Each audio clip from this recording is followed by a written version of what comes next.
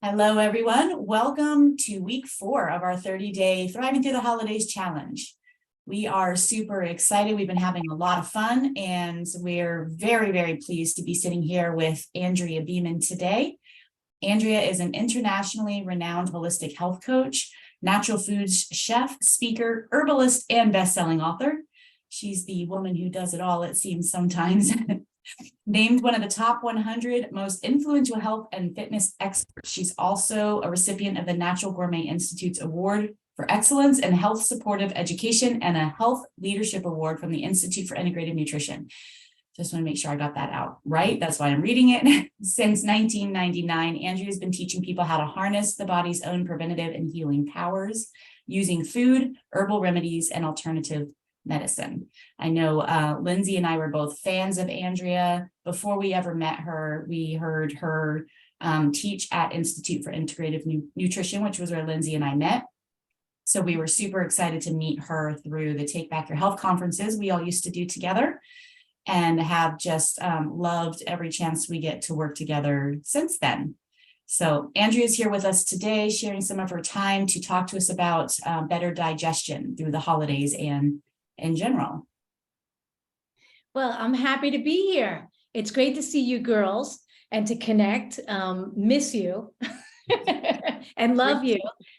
And I'm happy to talk about digestion because we could be eating the best food in the world, but if we're not absorbing it and assimilating it, it doesn't matter. You could get, the local Chick-fil-A and scarf that down with a side of fries, and it'll have the same effect, or maybe not that bad. But so we want to work on digestion, especially as you're going through the holidays, because oftentimes what happens in the holidays is we come out the other side, like we go into the holidays happy, yeah, gonna celebrate, and we come out the other side bloated, not feeling well, uncomfortable, buttons popping off, like what the heck happened?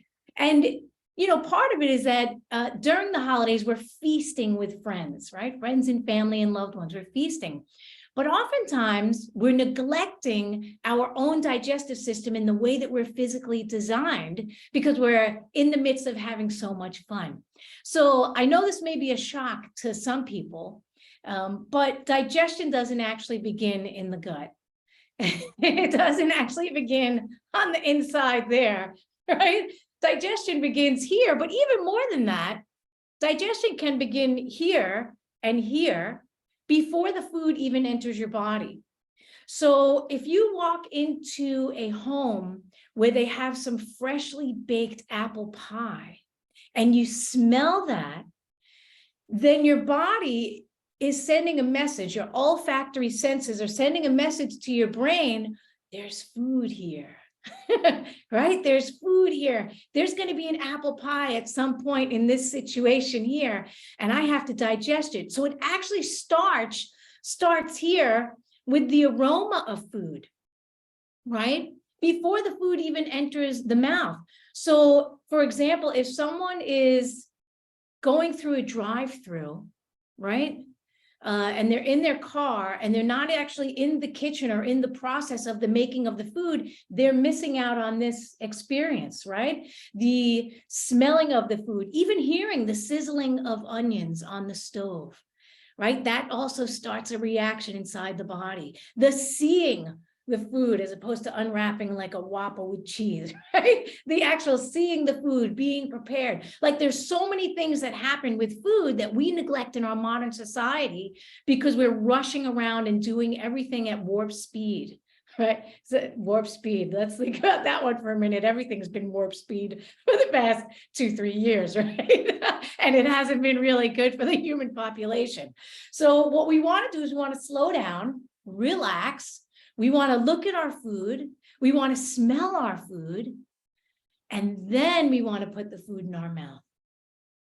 And then when we put the food in our mouth, we want to make sure that we're chewing the food and masticating the food with our own digestive enzymes that are released from our parotid gland and our salivary glands, right? We have all of these glands here that release our own enzymes to help us digest food, especially carbohydrates. Carbohydrate digestion enzyme is here, right? Mostly it's here. So If we're just shoveling food in, bite and swallow, which is an offense to the digestive system, then we don't start the process of digestion. We're not actually designed like sharks and tigers, right? So sharks and tigers, they can take off whole chunks of food and put it down into their system, and they digest it and they process it very quickly like that.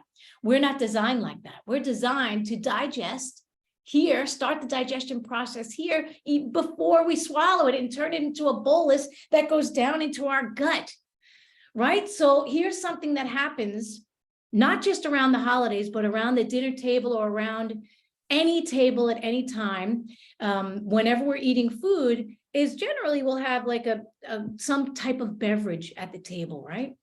So if we sit and we take a bite of food, no matter what it is, could be a protein, could be a carbohydrate, could be anything, could be fat, anything that you're eating, and we take a bite of it, and then this is a habit that a lot of people will do, is they'll take a sip of their water.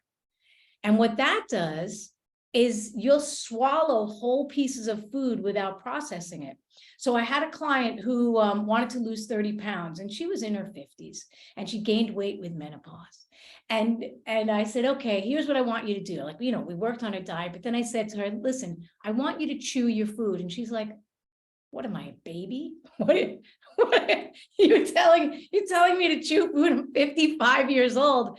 I know how to chew food. And I said, just entertain me, just play with me, let's have some fun here. I said, for the next 2 weeks until we meet again, I just want you to be conscious of chewing food, let's say 20 or 25 times per mouthful before you swallow it. And she's like, okay, I'll work with you like this. So 2 weeks go by and we meet on the next phone call. And actually, this is a long time ago. I was actually meeting people back in person at that time. I was like 20 something years ago. and she goes, oh my God. I said, how did your chewing experience go? And she said, oh my God. She goes, I'm not bloated. I feel like I lost 3 pounds. And I'm like, really? I go, what did you notice? She goes, I noticed that I only chew 3 times before I swallow food. 3 times. That's food goes in, and then down the hatch it goes. So this is a bad behavior that a lot of people have.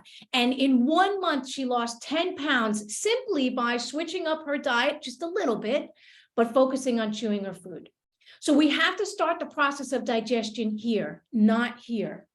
Okay. So now, once you start chewing your food, right? Chewing your food like a good baby who has teeth. You chew your food and you swallow. Now, there's something that happens in the gut. You're turning it into this bolus of material, and it's going to be squirted into the small intestine 1 teaspoon at a time every 20 minutes. Every 20 minutes, a teaspoon at a time is going to go from the stomach into the small intestine. So keep that in mind when you're sitting down to the first plate of your food.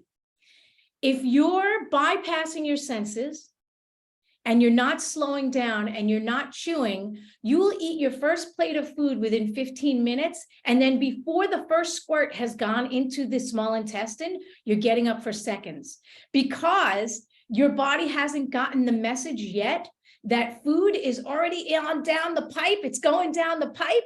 And let's slow this eating process now so that we can process the rest of this that's in the stomach.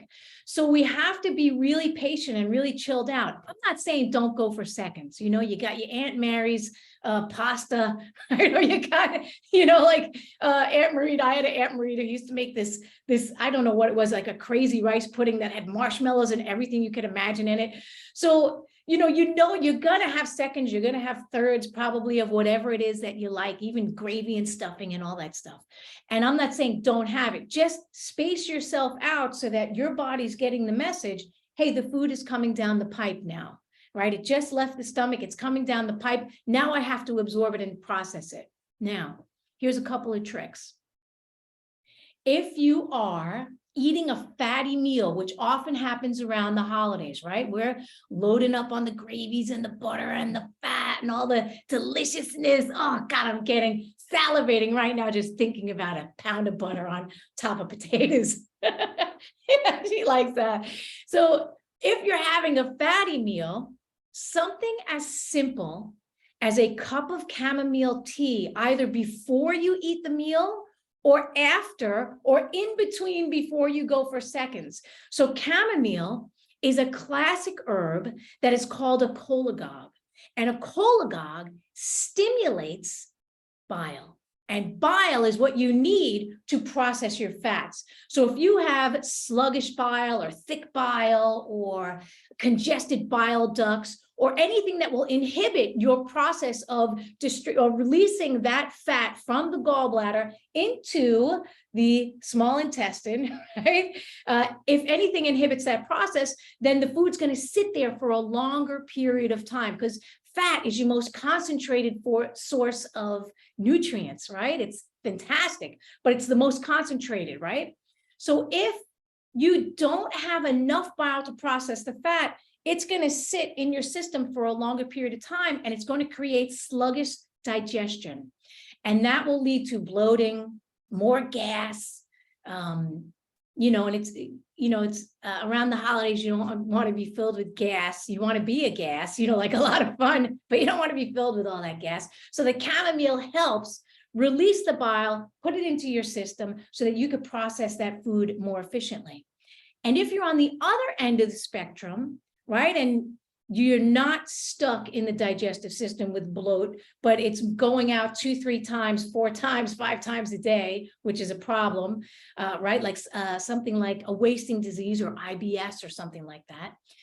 Then something like a mint tea actually slows the absorption of your food, right? So these 2 classic teas that are often forgotten about and thought, what can a cup of tea do? It can actually do a lot. Between a cup of chamomile and a cup of mint tea, you can really support your digestive system. And then now we've looked at the food, we smelled the food, we tasted the food, we ate the food, we chewed the food, right? We chewed it, we ate it, we maybe had a cup of tea. Another thing that you could do to support intestinal motility and the peristalsis, which is the contractions of the intestines inside your body, is in between dishes, right? Not necessarily in between, I had an appetizer and go take a walk, right? Oh, and then I had dinner and then go take a walk. No, in between like your main meal and before you get to dessert, get up from the table and take a walk. Just a simple little walk. Go grab the kids or grab the dog or a cat. If you take a cat for a walk, I know I live in New York City. Sometimes I see cats for a walk in Central Park. It always makes me laugh. I'm like, really? But cats need a walk too. So take a walk, because what that will do is it stimulates peristalsis, right? That's the muscle contractions in your intestine. It stimulates that action to help you process your food so that you have a little more intestinal motility, things moving through at a good pace, right? At 20-minute pace going through before you throw dessert in. Because once you throw dessert into your pie hole, right, then you're having a whole lot of sugar in here. And if you have, for some example, some slow intestinal motility, right? The food is sitting there and then you throw sugar on top of that. Now you're going to increase your risk for things like SIBO, small intestinal bacterial overgrowth, and candida, right? Because the food is sitting there and it's going to create pockets somewhere along the line because it's not moving along. And then you're throwing in sugar and you're feeding all the bacteria that loves the sugar. And I'm not saying don't have sugar. It's the holidays, for gosh sakes. Have a little apple pie, a little pumpkin pie, a little cheesecake if you're feeling it. Have that whipped cream. But remember, take a walk, get your intestines moving so that you don't have a backup in there and you don't feel like crap the next day. Yeah. So all of that, right?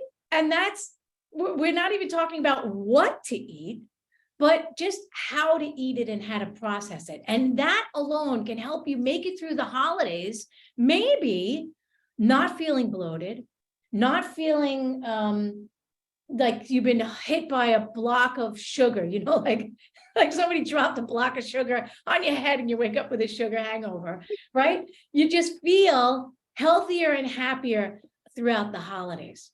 What are your thoughts on that, ladies? I love how simple you make it. You're like, just have a little tea and go for a walk. And I'm like, oh yeah, all the things I forgot. Also, we're editing the book right now that we're writing. And I'm just realized as you were talking that I always talk about chewing your food. And I don't think it made it in the copy in the book. So we're fixing I'm pretty that. sure it did. Thank you for it. Yes, Pretty look sure at it it in did. the book. It's so important. You know, like we're so focused.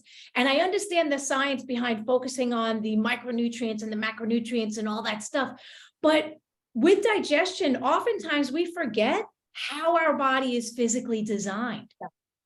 Yeah, Yeah. I actually noticed when you were talking about the salivary glands and stuff, like most people only know there's all these glands in here because that's what they feel that gets swollen if they're getting sick, right? They don't really think about what the glands actually do in there. They just think of like the lymph nodes that might get swollen when you get sick. But yeah, we have all these glands in here, we producing all these things that go in our mouths. And it was really, when you mentioned that, I was like, that's probably a good thing for people to be aware of. Yes. And speaking of sick, because people get sick around the holidays all the time. If you get sick, no food at all is the ideal. Fasting is the ideal because the body, if it doesn't have to process food, because processing food takes a lot of energy and a lot of time and a lot of effort by the body. The best thing is to fast or only have like broth, you know, or tea. You know, don't give the body a lot of work to do because guess what? The vast majority of the immune system lives where? In the digestive system. Yeah. So don't give it the process of food. Let it do its business of getting all the lymphocytes and the macrophages and everybody where they got to go and get everything go. Just put water in the system so that it's lubricated and you get over a sickness much quicker. I love that. Yep. Yeah. So another thing you mentioned was the chamomile and the mint helping with the bile or slowing down digestion. And I actually I didn't know that about mint tea. And I often like to have mint tea after a meal. And now I'm wondering if maybe I should switch that to chamomile, because if I'm slowing my digestion with that, then that's stinks. Yeah, well, you know, it doesn't slow it to a halt, but mint in general is a natural emetic, you know, like it can actually make you throw up if you have too much of it, right? Because it'll stop the processes in large doses. But if you're just having a little cup of mint tea, it's not terrible. And it's actually really refreshing and very relaxing, right? It's so relaxing. But if you want to move your fats along and move your proteins along in a better way, then I would say chamomile tea is probably the ideal. And chamomile, I'll tell you, it's interesting. If I overeat and I don't have any of my herbs with me, let's say I'm at a friend's house or something like that, generally people will always have chamomile tea in the closet, right? It's one of those staples that is usually in everyone's house. And I'll make a strong cup, not one little tea bag. I'll make a strong cup, 2 or 3 bags in there and let it steep for about 10 minutes. It gets so bitter that it's almost hard to take, but it will start to move that bloat, move that congestion, move it along and give you a nice poop the next day. That's an awesome tip. Awesome tip. And you know, See, I love the digestive. That's one of my favorite things. You cut out, Linz. Yeah, you cut out, say that again. I love the digestive bitters. They're one of my favorite things. Just a couple of drops and I keep them in my bag or with the, because that's how I get. I'm like, oh, I got this. Yes. And normally I will carry around my digestive bitters if I'm going out to eat somewhere or if I'm going out to somebody's house or a holiday party. But on the occasion that I don't, chamomile tea is a digestive bitter. If you look at a lot of the ingredients on the digestive bitters, oftentimes chamomile's in there. Yeah. And Awesome. I love that herbs are designed for balance, right? So you said it slows it down, but it doesn't stop it. Unlike a drug, unlike a concentrate, right? It's going to bring balance to the body. So if you need it to slow down, it'll slow it down. But if you don't need it much slowed down, it's not going to push it to stop. It's just going to signal to your body to chill out. So I love that. Yeah. Yeah, that is a nice aspect of herbs versus pharmaceuticals for sure. Yeah, And I love, they're gentle, they're gentle, but it doesn't mean that they're not effective. Like pharmaceutical medication is like a punch in the face oftentimes, right? Like literally punch in the face, throw you down the stairs, meet you in the bottom at the basement, right? That's kind of like what happens. But with herbs, they're gentle, but not ineffective. And they do sometimes take a little longer to work, like, I'll give an example. Oftentimes people will tell me, I can't have, I'm having trouble sleeping. And they're taking like a sleep pill that will knock them out, like literally knock them out. And then of course that upsets the circadian rhythms and everything else that's going on in the system. And then I tell them, hey, try something like ashwagandha, right? And they expect that the ashwagandha is going to work in the same fashion, and it doesn't. Sometimes it takes 3 months, right, for it to really settle in and nourish that endocrine system and reset the circadian rhythm so that the body is more balanced. But until that time, something like a natural sedative like passion flower or wild lettuce, which is much more gentle on the system, will help you go to sleep without making you addicted to a drug.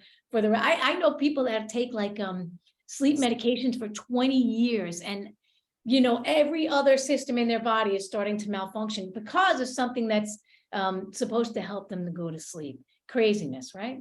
So I believe that we need to be more gentle with the body, like more gentle, more loving, don't punch it in the face, really just coddle it when it needs to be coddled, give it the little cup of tea, right? Love it. yeah, if you like take a second and think about it intuitively, it just makes sense, because if there's something going wrong in your body, it's something that's out of balance with your system. So punching it in the face and throwing it down the stairs, or let's see how we can like reconnect to nature and balancing and giving things a hug. It makes more sense that might work out better. It's just not how we're wired anymore. No, we need more love.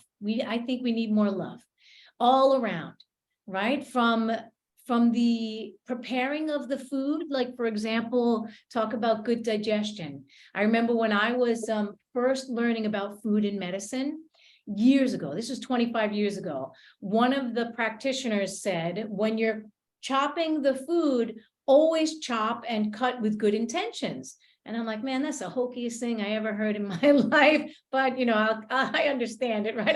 I'm trying to get into this whole thing. And I have found personally with myself, with my husband, with people that I know, that if they are angry in the kitchen, oftentimes they'll burn something, right? Something will burn in the meal oftentimes. And that is that fire energy coming through us energetically going into the food, right? This burnt food, or the dish will come out incorrect, or it won't have good vibes, so to speak. Whereas, let's say somebody is cooking with loving intentions and love in their heart, energetically, vibrationally, that is also getting put into the food. That's why, Mama Donna's lasagna always comes out so good, right? She's cooking with this intention of love. I'm going to support my family. I'm going to feed them. I love them so much. She puts it in there, right? So if we have in our system a loving vibration that initially comes in on the food attached energetically. And I know that this is far out there and, probably in another universe, people are going, man, this girl is off her rocker. But energetically, if that is infused into the food, the people that are eating it will receive that. They'll receive that. And it works the same for eating as well, right? So if we take moments for gratitude and appreciation before we eat, which is why most cultures have a moment of prayer before they eat, we also receive the food in a much better way. 100%. That moment of grace or gratitude or prayer resets the system from sympathetic nervous system into parasympathetic nervous system. And we're in sympathetic nervous system, you're not digesting food. You're running away from a tiger, right? You're paying the bills, you're doing all the things. When you're in parasympathetic nervous system, rest and digest. That's what's happening. It's also when we heal, when we're in parasympathetic nervous system. So all of that is really important to keep in mind. There's a lot of stuff to do outside of food that helps us digest our food in the best way. Yeah, so that's important tips, especially as we're trying to focus, excuse me, we're trying to focus this group on kind of dealing with stress in a more joyful way over the holidays. And that's just one more like confirming reason why that's important to do, because it literally affects the nutrients that you get from your food and the way that you digest your food, as well as the way that you enjoy it or don't enjoy it.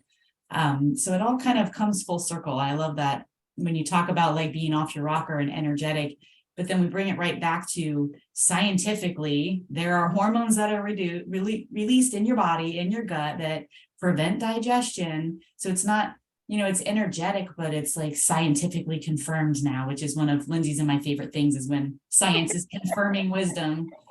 So I love how it comes full circle. And like Lindsay said, how you make it so simple.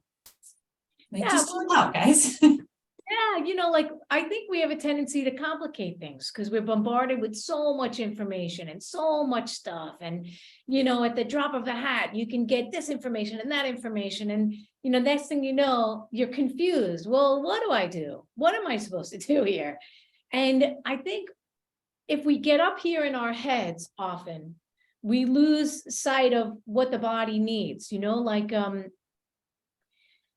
scientifically, right?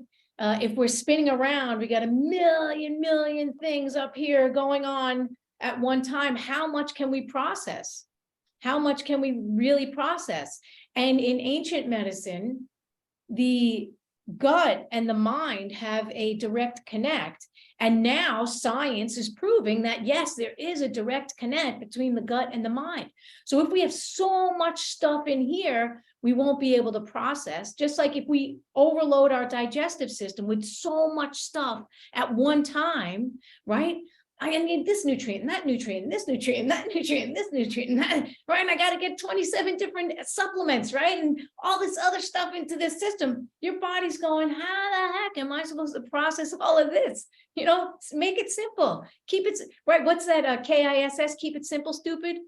Give it a kiss. Keep it simple, stupid. Look at the kiss. I love it. Yeah. Give it a kiss. That's awesome. So I think we've run our time probably out with you, although Lindsay and I know we could both just sit here with you all afternoon, and we're all going to have to hang out in Montana at some point, maybe 2023 is our year. But Andrea, it is always a super huge pleasure to talk to you, and we are like immensely grateful that you were able to find some time to pop in with us today, and also just grateful for all the wisdom that you share every day on all of your media platforms. Is there a preferred method of a place for people to find you so that they can all start following you as well?